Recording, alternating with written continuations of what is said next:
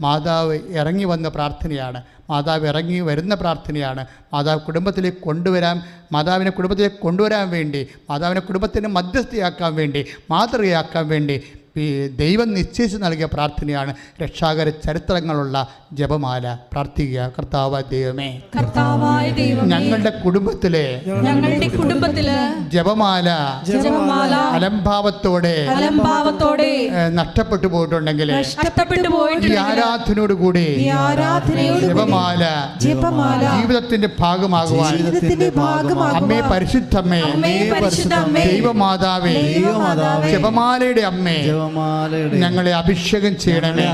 കുടുംബ പ്രാർത്ഥനകള് നഷ്ടപ്പെട്ടു പോയവരെ, വീണു പോയവരെ ഈ ആരാധനയിലൂടെ ഇപ്പോൾ പുനരുദ്ധരിക്കണമേ.